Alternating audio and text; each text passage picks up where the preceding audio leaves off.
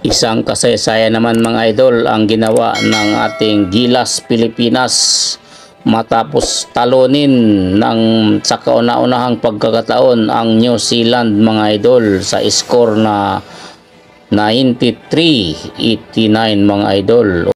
Ito na nga mga idol, for the first time ay tinalo ng Gilas Pilipinas ang New Zealand.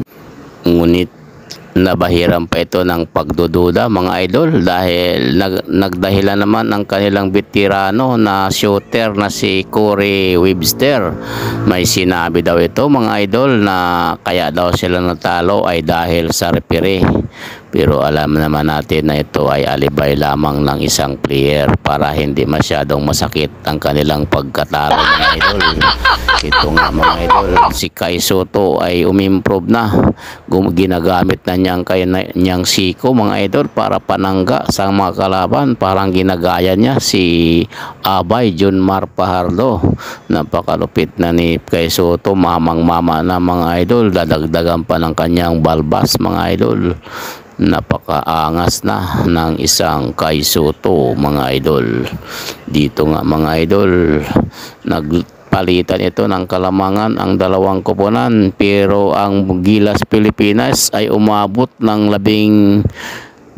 labing dalawa ang kalamangan, 72-60. Ngunit unti-unti itong pinababa ng New Zealand sa pamamagitan ng kanilang mga 3 points na parang hindi nga nagmimintis, konting butas lang ay pumapasok, kaya naibaba nila hanggang 2 puntos mga idol, 84-82. Mabuti na lamang at nandoon si Justin Brownlee at si Kai Sotto para pamunuan.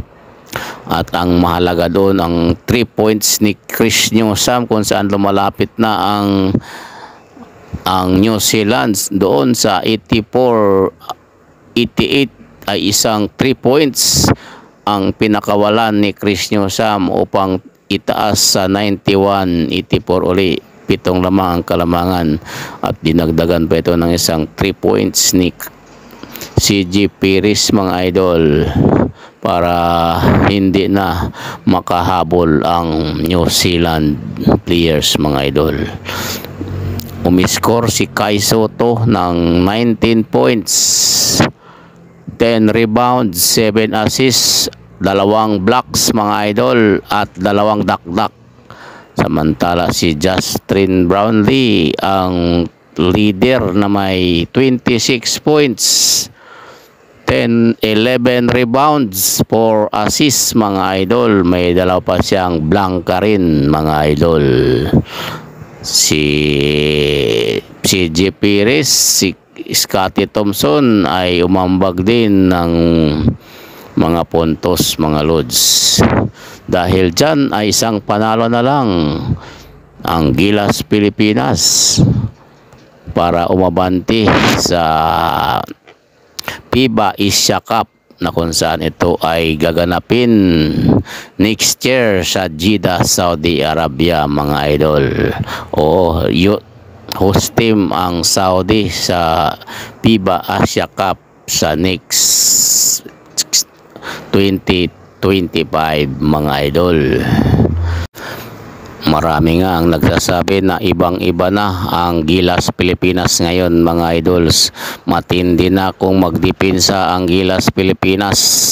Sa umpisa mga idol ay medyo tumitira ng 3 points ang kalaban, pero sa third quarter mga idol ay talagang matindi talaga si Chris Newsome magdepensa mga idol.